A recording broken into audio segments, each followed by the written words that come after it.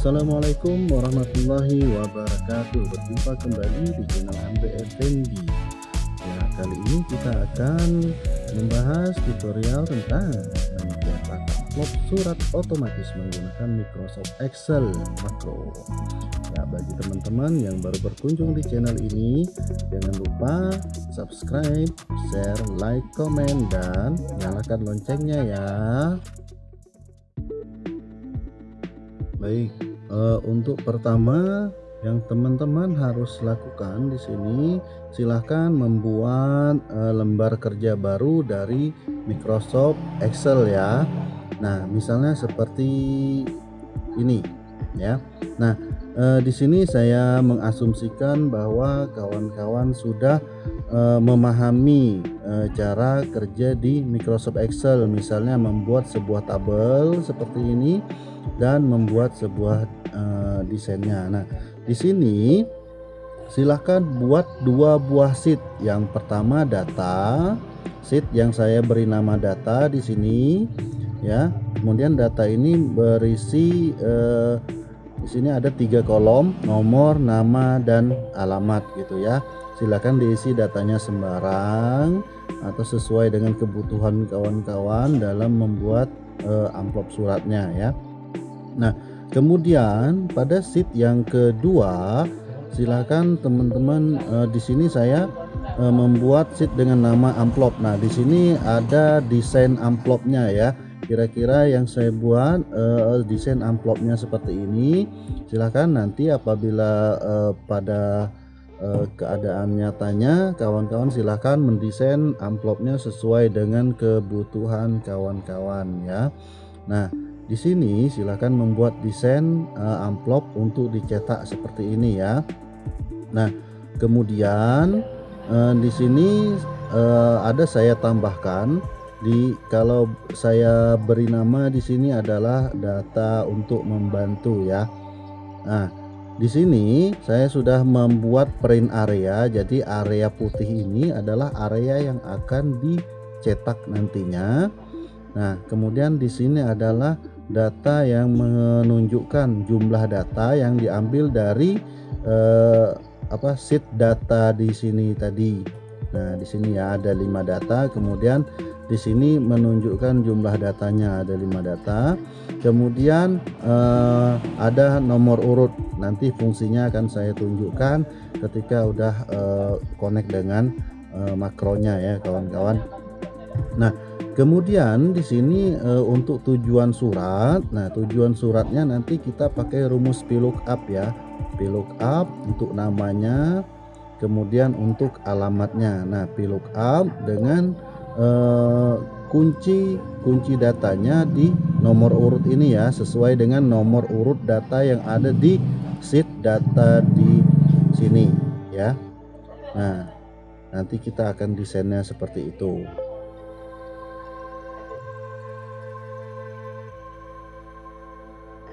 Di sini sebelum lanjut kita sesuaikan dulu ya. Di sini pertama untuk jumlah datanya, di sini saya menggunakan rumus max ya. Contohnya seperti ini. Anggap saja di sini saya hapus ya. Saya hapus. Kemudian kita pakai rumus max untuk mengetahui jumlah datanya, pakai max. Di sini max, dipilih, klik, tekan tombol tab ya untuk memilihnya. Kemudian silakan ke sheet data, kemudian drag nomor yang ada di sini, kolom nomornya ya. Nah, di sini setelah di drag, kunci datanya menggunakan F4 nya. Kemudian tutup kurung dan tekan enter. Nah, di sini sudah terlihat jumlah datanya ya. Jumlah datanya 5. Nah, kemudian nomor urutnya ini terserah saja, nomor urutnya nanti akan kita buat dia menjadi otomatis. Nah, selanjutnya silahkan menggunakan rumus VLOOKUP untuk mengambil data nama dan alamat dari tujuan surat. Misalnya ini ya, anggap saja ini saya hapus. Nah, di sini ya sama dengan VLOOKUP ya, itu formulanya. Kemudian tombol tab ditekan, lookup value-nya diambil di sini yang nomor urutnya ya. Kemudian kita kunci lookup value-nya dengan menekan tombol F4 atau sesuaikan dengan tombol yang ada di keyboard kawan-kawan ya. Nah, di sini untuk separatornya di laptop saya menggunakan titik koma. Kemudian di sini tabel array-nya kita beralih ke set data, kita drag di nomor sampai seluruh datanya. Kemudian kita kunci lagi menggunakan tombol F4 ya. Nah, kemudian separatornya titik koma. Nah, call index 6 ini adalah menentukan data di kolom mana yang mau kita ambil. Tadi kita mau mendapatkan namanya ya. Nama ini berada di kolom kedua dari tabel data yang sudah kita siapkan. Nah, silakan ketik tombol angka 2, kemudian titik koma lagi. Kemudian ada pilihan di sini range lookup. Di sini saya pilih false atau angka 0 saja. Ya, angka 0 saja. Kemudian tutup kurung dan enter. Nah, di sini kita sudah mendapatkan nama dari tujuan suratnya ya. Nah, untuk alamatnya kita sudah mengetahui di sini ada di kolom ketiga. Di kolom ketiga kita copy saja rumusnya. Kita copy rumusnya. Nah, Ctrl C. Kemudian di sini kita pastekan saja rumusnya ya. Nah, yang perlu kita rubah adalah kolomnya. Kolomnya adalah kolom ketiga, kawan-kawan ya. Nah, setelah kita terapkan rumusnya, di sini sudah mendapatkan tujuan surat. Nah, sampai di sini kita sudah selesai untuk mengatur bagaimana untuk format dari amplop yang akan kita cetak nantinya ya. Oke. Ya, untuk langkah selanjutnya kita akan menerapkan makro. Sebelumnya teman-teman harus mengaktifkan menu developer di sini ya. Nah, seperti di Excel saya sini sudah ada menu developer. Apabila kawan-kawan belum menampilkan menu developer ini, kawan-kawan bisa mencarinya di sini ya. Ada panah ke bawah ini, dipilih more command, atau bisa juga melalui menu file option. Nah, kemudian klik di sini custom reborn. Nah, custom reborn. Kemudian di bagian sini pastikan developer sudah tercentang. Nah, seperti saya sudah tercentang di sini ya. Nah, setelah dia tercentang, klik OK. Nah, otomatis di sini akan muncul menu developer ya. Nah, setelah muncul menu developer ini, silahkan kita klik. Kemudian yang pertama kita akan membuat tombol. Yang pertama sebelum tombol kita akan membuat spinner ya. Nah, silahkan klik insert, kemudian pilih spin button. Nah, spin button di sini. Nah, kita tempatkannya di sini ya. Kita tempatkan di sini. Nah, kemudian kita atur klik kanan. Kita klik kanan di sini, kemudian pilih format control. Oke. Nah, di sini untuk minimum value kita atur menjadi 1. Kemudian karena jumlah data kita ada 5, kita settingnya 5. Jadi sini silakan teman-teman sesuaikan dengan jumlah data yang teman-teman miliki ya, atau terserah aja di sini berapa jumlah data maksimumnya. Kemudian incremental change-nya 1, artinya setiap perubahan dia bertambah 1 atau berkurang 1 di situ.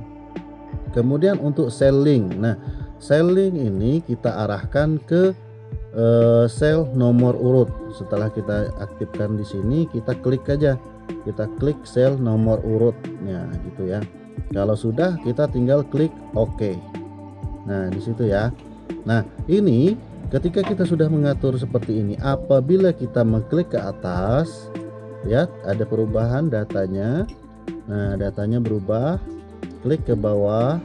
Nah, klik ke atas ke bawah, dia merubah data di sini ya. Nah, di sini keperluannya adalah ketika kita ingin mengubah data secara manual, kita bisa mengklik tombol spin button ini ya.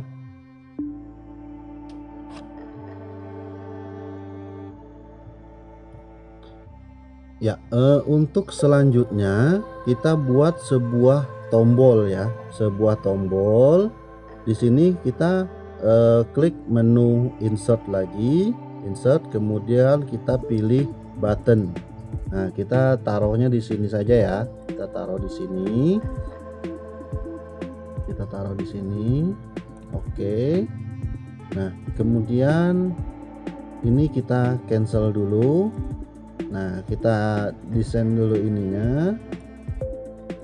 Oke, kita blok. Kemudian saya beri nama di sini cetak amplop. Nah, seperti itu. Kemudian saya blok di sini. Kemudian saya rubah hurufnya ya. Hurufnya saya rubah. Kemudian bold. Nah, kira-kira seperti itulah. Nah, ya, kira-kira seperti ini bentuknya ya. Nah, ini apabila diklik nanti dia akan mencetak. Nah, bentuknya seperti ini karena kita belum terapkan ke makronya. Baik. Nah, untuk menerapkan makronya silakan di sini klik kanan dulu. Nah, baru tekan pilih menu assign makro. Oke, di sini beri nama satu aja ya. Button 1 klik. Baru klik tombol new. Oh, diberikan tidak valid berarti sudah ada ya. Kita di sini kita ulangi lagi langkahnya.